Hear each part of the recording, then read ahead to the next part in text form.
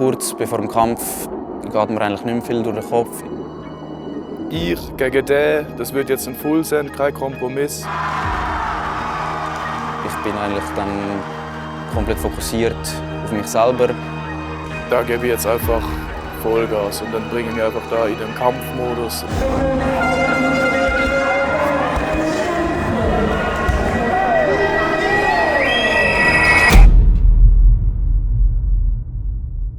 Mein Name ist Nils Stump, ich bin 27 und ich kämpfe bis 73 Kilogramm. Mein grösster Erfolg in meiner Karriere ist sicher der Weltmeistertitel bis jetzt. Ich heiße Fabienne Kocher, bin 31 Jahre alt und kämpfe in der Kategorie bis 52 Kilo. Mein grösster Erfolg ist sicher meine Bronzemedaille an der Weltmeisterschaft in Ungarn. Ich heiße Daniel Eich, ich bin 24 Jahre alt und ich kämpfe bis 100 Kilo. Mein grösster Erfolg im Judo war der 5. Platz an der Olympia.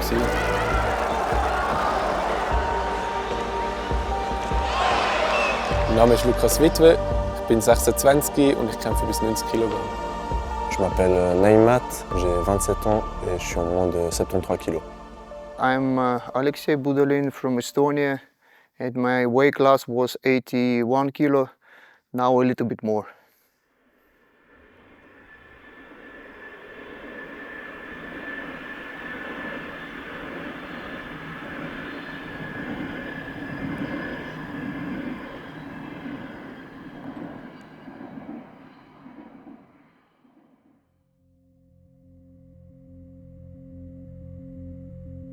Ich habe Judo angefangen, als ich 7 war. Meine Eltern haben mich und meinen Bruder ins Judo geschickt, weil sie einen Sport für uns gesucht haben, wo wir ein bisschen unsere Energie loswerden können, und sehr aktiv waren.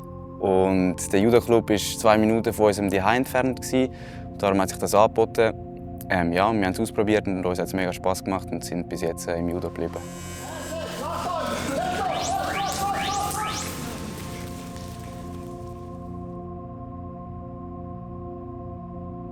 Also ich habe gerne Sport gemacht, sowieso in meiner Freizeit, und ich habe gerne so Krafttraining gemacht und so. Und mein Club hat dann so eine Leistungsförderungsgruppe gebildet, Spartiate haben die geheißen, und haben mich da aufgenommen. Und dann habe ich auch langsam gemerkt, dass man so Sport auch wirklich quasi in einer Linie kann treiben und dann wirklich versuchen kann, es in einer Disziplin zu versuchen, so gut zu werden wie möglich.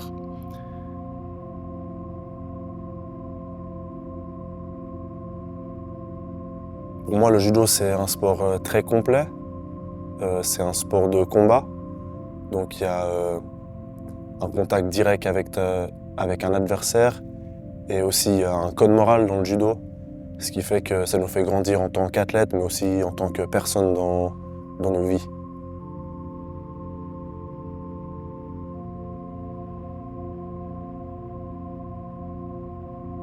Es ist auch nicht irgendwie der Körper, den man haben fürs Judo, sondern man hat seinen Körper und muss daraus seine Stärken eigentlich den Kampfstil anpassen. Man braucht Kraft, man braucht Technik, man braucht Koordination, Schnelligkeit, Explosivität. Es ist so vieles und das fasziniert mich immer von Neuem an dem Sport. Also ich glaube, es gibt kaum eine andere Sportart, wo man so respektvoll mit dem Gegner umgeht. Weil man hat Respekt vor dem Gegner, man hat Respekt vor sich selber, man hat Respekt vor dem Dojo, vor seinen Trainern, vor seinen Mitmenschen. Und es zieht sich einfach so durch das Ganze durch. Im Kampf selber ist man Gegner und man ist absolut hart miteinander. Es schenkt einem nichts, aber sobald der Kampf fertig ist man wieder Freunde. Und ich denke, so im Judo sind wir wirklich so wie eine grosse Familie und das ist auch sehr schön daran. Ja.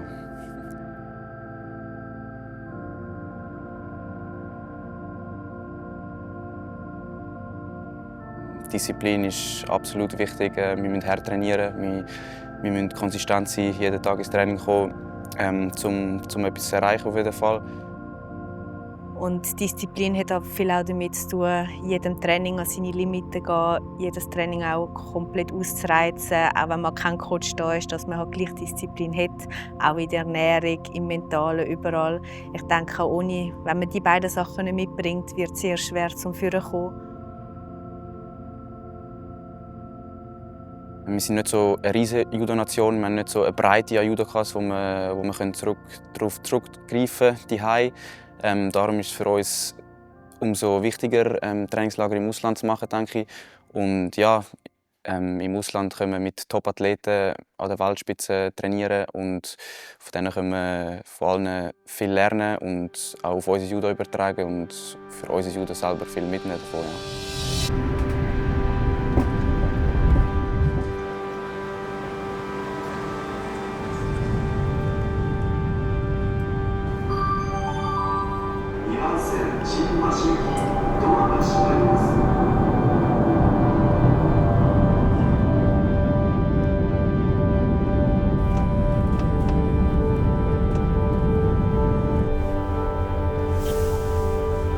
Für mich ist Japan immer wieder cool. Alle sind freundlich, man ist immer willkommen bei den Leuten. Es ist wirklich an einem komplett anderen Ort, eine komplett andere Kultur, am anderen Ende der Welt.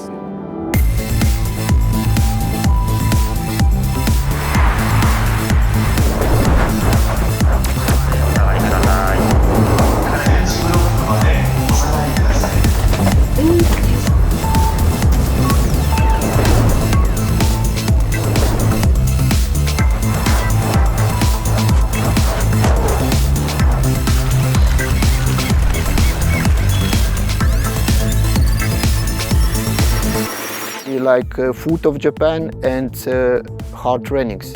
These two factors what we really enjoy. But the main, of course, it's sparring partners. Das Judo in Japan ist mega gut, es ist mega technisch und es macht Spaß, um dort zu trainieren. In Japan sieht man sicher noch mal so ein bisschen mehr oder ja, präsenter all die Judo-Werte, gerade so mit der Höflichkeit und dem Respekt vor dem Training, verbeugen. In den einen Dojos macht man so eine richtige Zeremonie noch.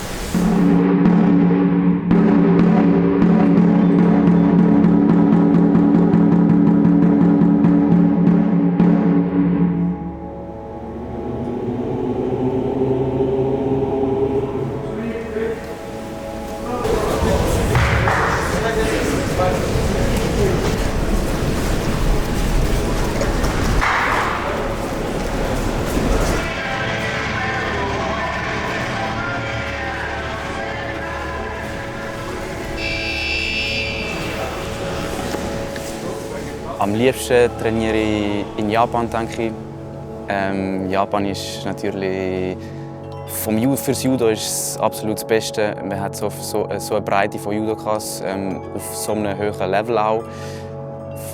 Von dem kann man mega viel profitieren, mega viel für das eigene Judo mitnehmen und ich denke, dort kann man sich sicher mega weiterentwickeln.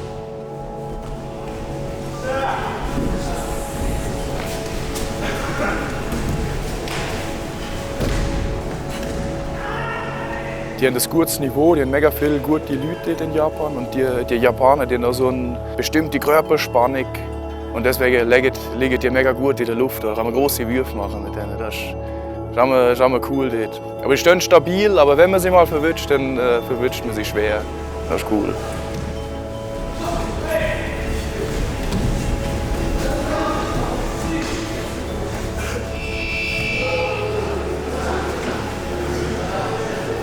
The system in Japan, they train in own universities. All Japanese first, second, third numbers, they split between 10 universities and they train there. Sometimes they come together in Kodokan for the open trainings. But mostly, yes, they just train in universities. And of course, boys and girls, they train separately. In some universities, it's really not often, but they can train together. But normally, it's two different dojos, even in different places.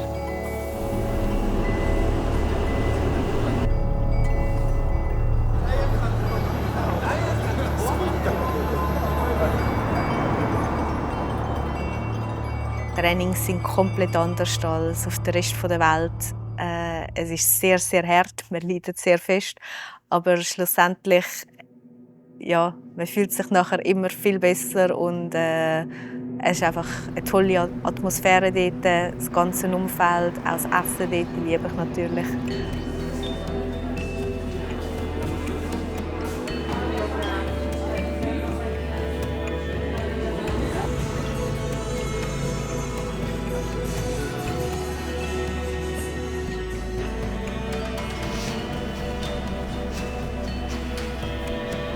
Disziplin, Respekt wird halt dort sehr gross geschrieben, was auch wirklich die Judo-Werte verkörpert. Es ist auch eine Ehre, gewissen hier schon zu trainieren, ganz klar. Und ja, einfach ein Teil von dieser grossen Familie zu sein. Und im Judo ist das etwas Wunderschönes.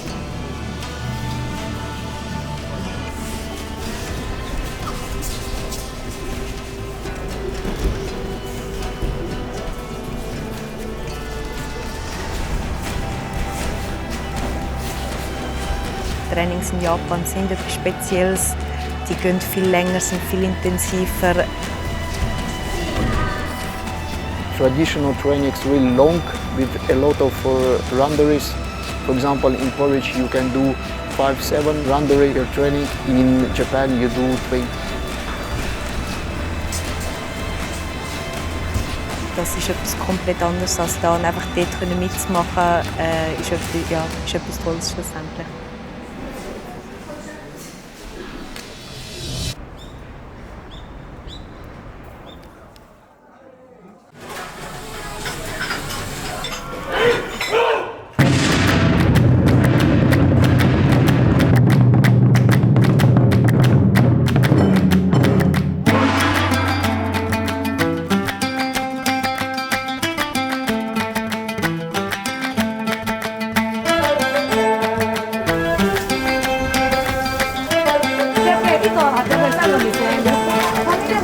Aber das ist erfordert.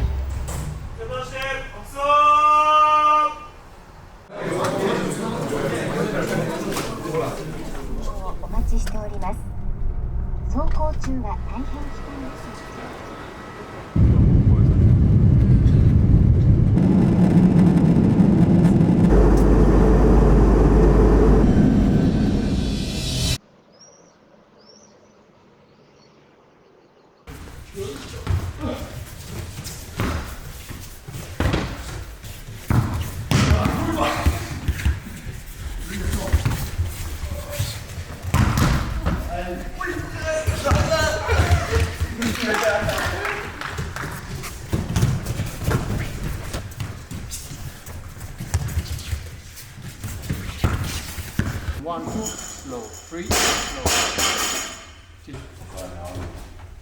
Im Jahr als ein Profi-Judoka, es gibt Wettkampfphase und es gibt so ein bisschen Off-Season.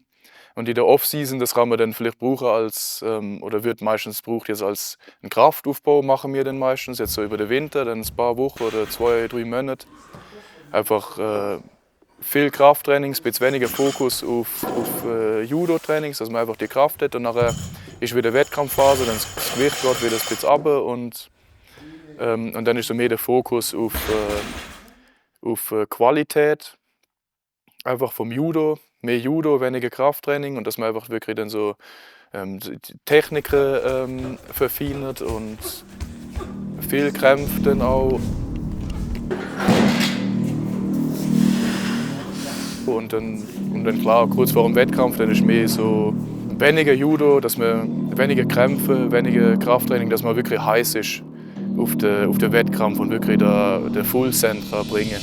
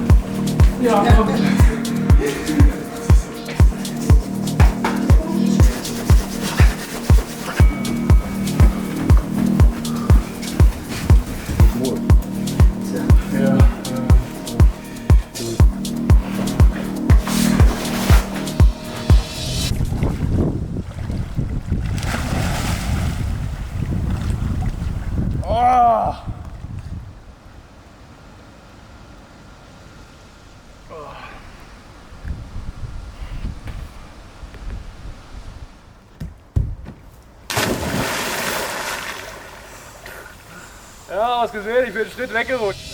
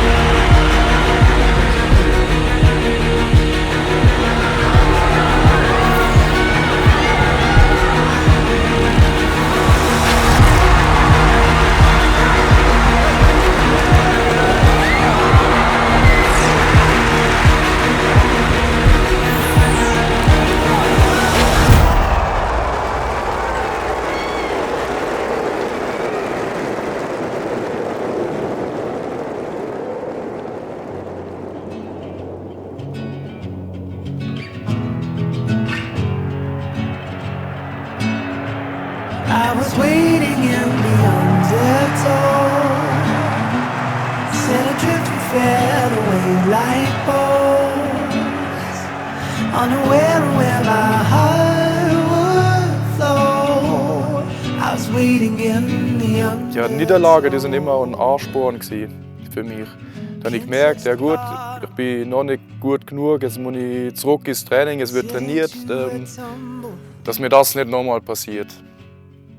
Je pense que les setbacks, jamais ça m'a fait douter, parce que j'ai toujours ressenti quelque chose dans mon ventre pour continuer le judo, mais c'est un peu peut-être simple comme réponse, mais j'aime le judo. J'adore faire du judo, j'aime skier autour du judo, et que ce soit apprendre un nouveau mouvement, la compétition, mes amis, voyager. J'aime le judo et ce qui est autour de ce sport.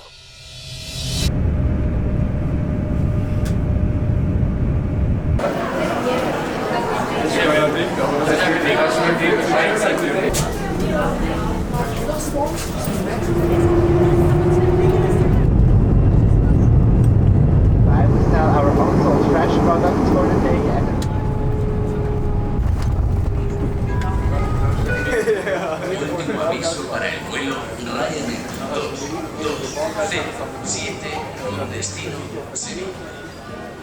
Wir gehen ja auch sehr viel auf Valencia und dort ist es mega schön, immer wieder zu gehen. Es ist immer warm dort. Es ist eine Studentenstadt, es hat viele junge Leute und dadurch, dass wir schon sehr oft da sind, kennen wir die Stadt mittlerweile auch gut. Und dann macht es auch Spaß, wieder dort herzugehen, weil du kennst schon alles, du weißt, wie es funktioniert.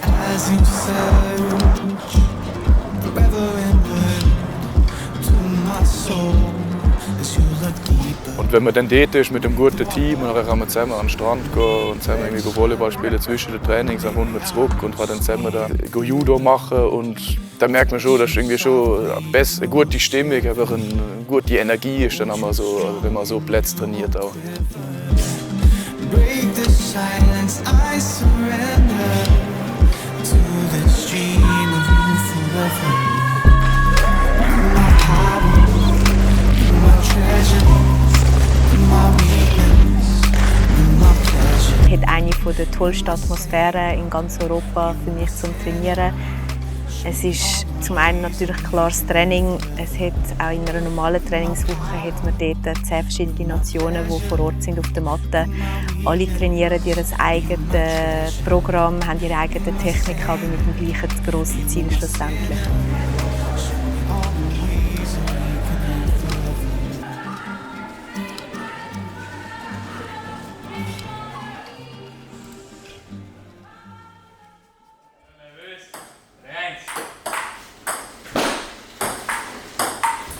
Ui, sorry.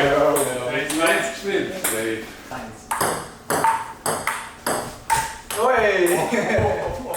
Das abwechslungsreiche Training ist für mich sehr cool. Mir macht es Spaß, andere Sachen zu machen. Gerade, ich sage jetzt mal, wenn wir in den Trainingslagern sind, zum alternative Sportarten ausprobieren, die nachher nicht vielleicht direkt mit dem Judo zusammenhängen, aber wir können daraus profitieren. The point is, when I was training myself in Estonia, it was a difficult time without partners, and sometimes on the training it was only coach and me, and that's why we so creative. We thought about new ways how we can train. Avec un entraîneur comme Alexei Budelin, j'ai compris que comment je me sentais aussi en faisant d'autres activités, comme faisant du volley, du foot, en allant dehors, en ayant du plaisir à faire d'autres activités. Je pouvais après être plus performant, avoir une meilleure énergie quand je faisais du judo.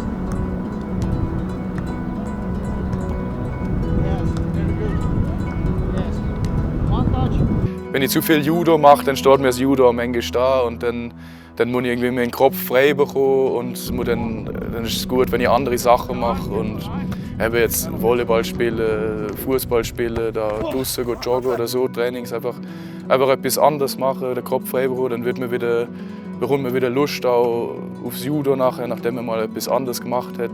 Aber ich glaube, dass das hilft, auch andere Sportarten zu machen und auch von anderen quasi Sportarten, andere Disziplinen, da kannst du auch profitieren, glaube ich. Auch fürs Judo im Endeffekt. Es ist sicher sehr cool, auch für den Kopf, mal etwas anderes reinzubringen und sicher auch mit dem Team zusammen für den Team-Spirit, für die Atmosphäre ist es sicher etwas sehr, sehr Lustiges und Schönes.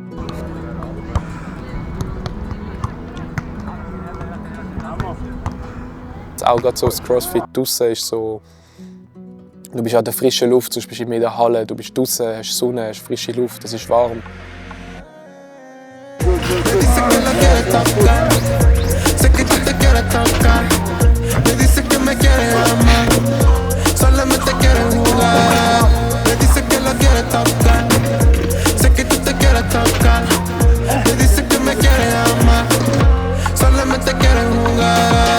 Sé que si te tengo aprendida, sé que si te gusta esta vida, superando todo lo que sea, este es mi nueva melodía. Esta espalda corta me encantó, ese baile nuevo me encendió, como lo mueve con sabor, mami mejor dame de tu amor. Cuando te vi de vestir, te fuiste pa' mí, te tuve que abrir. Cuando yo te vi de vestir, te fuiste pa' mí, te tuve que abrir. Sé que están hablando mal de mí, porque superamos para ti. Esto todavía es la nueva, ahora la controlo a mi manera.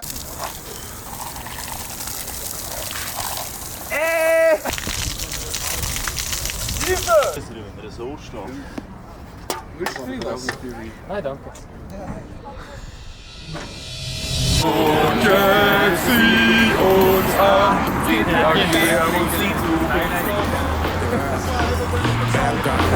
Dime lo que sea, lo compramos pa' que veas, pa' que veas. Me dice que lo quiere tocar, sé que tú te quieres tocar. Me dice que me quiere amar, solamente quiere jugar. Me dice que lo quiere tocar, sé que tú te quieres tocar. Me dice que me quiere amar, solamente quiere jugar. Me dice que lo quiere tocar, sé que tú te quieres tocar. Me dice que me quiere amar, solamente quiere jugar. Ja, wir haben ein mega cooles Team. Also wir haben eine mega gute Stimmung zusammen. Und auch, wenn wir zusammen als Team in ein Lager gehen, dann ist einfach, ja, das ist dann einfach ein riesen Fest zusammen.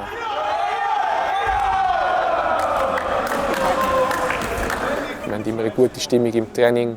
Wir pushen einander gegenseitig und das ist mega wichtig, finde ich, um Erfolg zu haben und dass das Judo auch weiterhin Spass macht. Es ist nie langweilig, es ist immer etwas los. Wir haben die Leute, die leisligeren. Und ja, für eine coole Trainingsstimmung ist das ja, zwingend. Und es macht einfach Spass, jeden Tag die wieder aufs Neue zu sehen. Eben, wir verbringen Stunden miteinander im Training in den härtesten Zeiten. Darum, es muss irgendwie ein bisschen passen. Und hat einfach die Lockerheit von unserer Gruppe, das erleichtert einem so viel. Und ja, es macht einfach Spass schlussendlich. Aber ich denke, auch außerhalb des Judo haben wir sehr gute Verbindung, gute Freundschaft alle zusammen. Eben, wir machen auch sonst Sachen mal außerhalb des Judo, mal Volleyball spielen, mal eine Bootstour, eine Flusstour ab oder so. Und ich denke, das bringt auch sehr viel für die Teamatmosphäre. Ja. Yeah, man! Des amis dans cette équipe, c'est vraiment des amis avant tout. Des coachs aussi qui ont été des grands champions, enfin des amis aussi qui sont des grands champions. Et je pense que ce qui est vraiment spécial, c'est que en même temps, on est amis, et en même temps, on est adversaires, et en même temps, on évolue tous ensemble. Donc je pense que c'est ça que c'est. Et en même temps, on travaille ensemble, et en même temps, on a l'amitié. C'est ça qui rend mon équipe spéciale.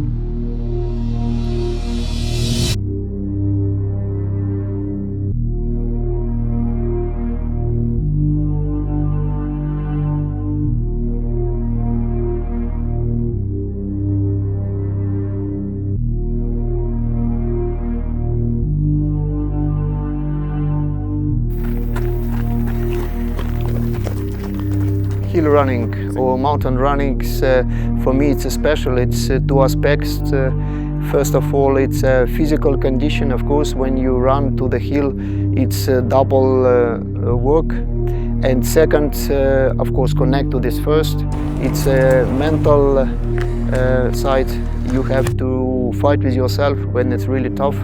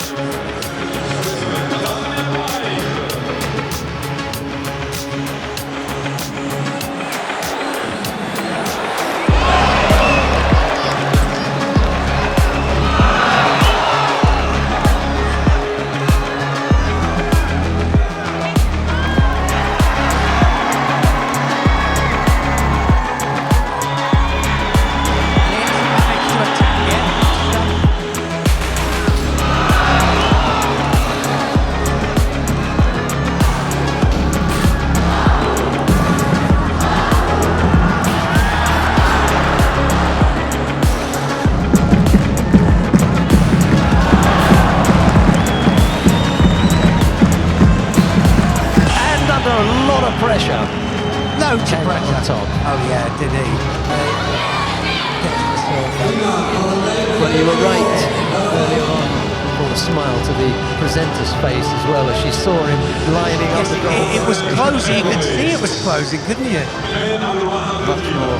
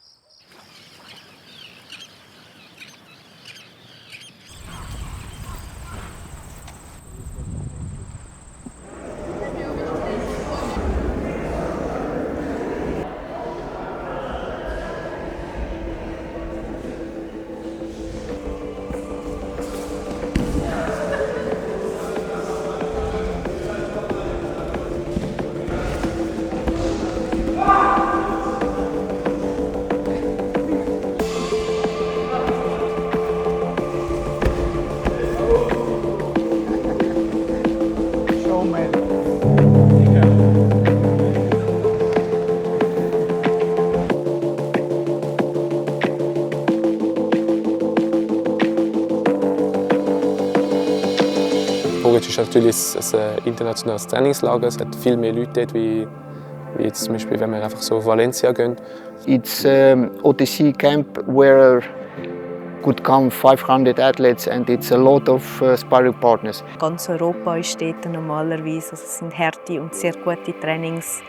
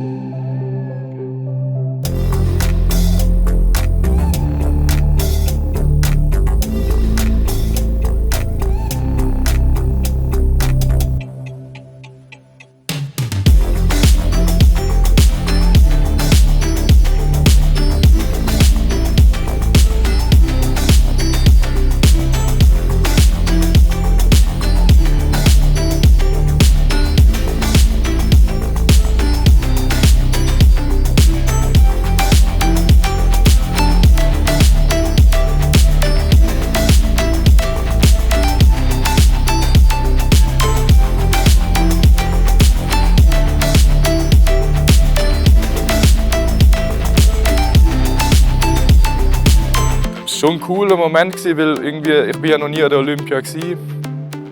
Und das hat es halt nochmal realer gemacht in dem Moment, dass, wenn man dann die Kleider bekommt, dass man wirklich dort hingehen kann. Dass man wirklich dort dabei ist.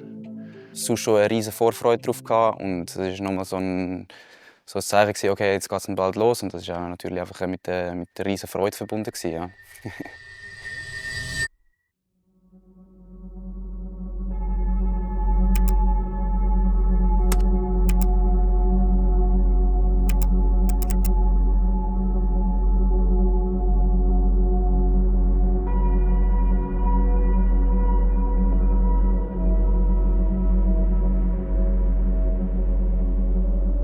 In Paris bin ich sicher schon mit anderen Erwartungen dran gegangen.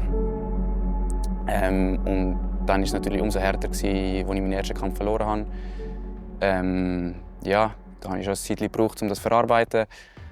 Aber es war nachher auch okay. Ich bin dann in die Ferien gegangen, ein bisschen Zeit für mich genommen, ein bisschen Auszeit genommen und konnte das dann auch eigentlich gut verarbeiten und wieder Freude gehabt, nachher zurückkommen und weiter schauen auf die nächsten Ziele.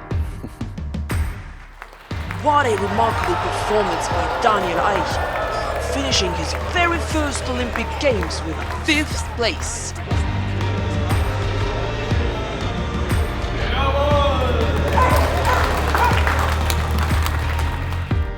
Ich kann meinem Coach dankbar sein für die ganz grossen Erfolg, den ich hatte. Also ich bin überzeugt, ohne so einen guten Coach wie ihn wäre ich nie so weit gekommen. Mein Coach Alex ist ein super Judoka auf jeden Fall. Er war mega erfolgreich als Athlet. Er ist auch für mich ein super Trainer, finde ich. Er kann mega viel beibringen. Er hat seine Stärken, er zeigt uns gewisse Sachen, aber er erwartet nicht, dass wir das 1 zu 1 umsetzen, sondern man schaut es an und dann, okay, aber mit dem Kampfstil wäre es vielleicht so besser oder so. Also er geht sehr auf unsere Stärken und Schwächen ein und dann findet man so einen ganzheitlichen Plan. Der Alex hat auch ein spezielles Verständnis, würde ich sagen, jetzt für er versteht die Leute, was sie für Kampfstil haben. Er versteht jetzt zum Beispiel, er versteht meinen Kampfstil, er weiß, was ich für Techniken gut kann und vor Wettkämpfen dann studiert er auch den Gegner und weiß, mit was für Techniken ich kann gewinnen, wie ich greifen muss und alles. Und er versteht, wie ich jetzt wie es Aufwärmen für mich sein muss am Wettkampf und alles. Also das ist, wir sind schon ein sehr gut eingespieltes Team, würde ich sagen. Aber auch außerhalb vom Judo ist er menschlich eine super Person und ich glaube, er weiß auch super so eine Teamatmosphäre zu kreieren, eine gute Gruppe zu kreieren. Er hat eine gute Familie, er hat sehr gute Werte. Du merkst, er ist im Reinen mit sich selber und er schaut, dass wir Spass haben, dass wir es gut haben im Team, organisiert auch immer wieder Sachen. So, ich sage jetzt mal Teamaktivitäten, wo sicher nicht jeder Trainer macht. Pour moi, c'est important d'avoir un bon feeling avec mon coach, pas que dans le judo, mais aussi en tant que personne. J'ai besoin que mon coach, ça soit un peu un exemple pour moi dans la vie. Et là, j'ai la chance de m'entraîner avec Michel Almeida et Alexei Budelin. Et je pense que c'est des gens qui sont déjà des grands champions de judo, qui ont une très bonne connaissance du judo, ce qui est l'élément le plus important pour être un entraîneur de judo. Mais en plus de ça, c'est les deux des très bons êtres humains. Et quand je vois comme ils se comportent avec leurs enfants, avec leurs familles, avec d'autres personnes, je ressens vraiment une force et une énergie. Et c'est important pour moi en tant qu'être humain d'être aussi entouré par des personnes que j'admire.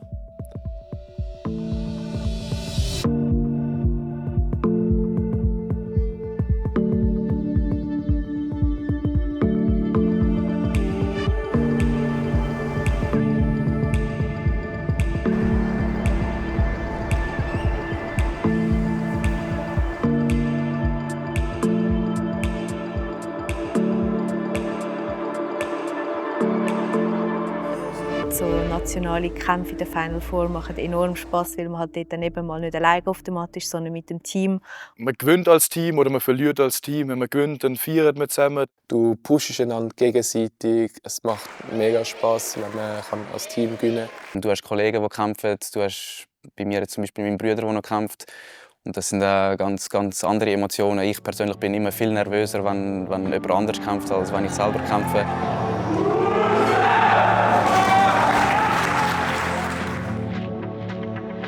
Kurz bevor dem Kampf geht mir eigentlich nicht mehr viel durch den Kopf. Ich bin eigentlich dann komplett fokussiert auf mich selber. Vorher habe ich vielleicht noch ein bisschen angeschaut, wie der Gegner ist, was der Gegner macht. Ich gegen den, das wird jetzt ein Full sein, kein Kompromiss. Und da gebe ich jetzt einfach Vollgas und dann bringe ich mich einfach da in den Kampfmodus.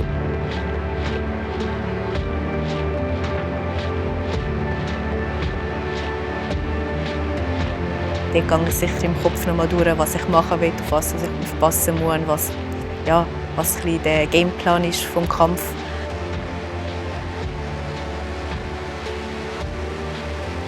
Das ganze Publikum rundherum nicht hören, dann weiss ich eigentlich, dass ich auch die richtige Kampfeinstellung im Kopf habe.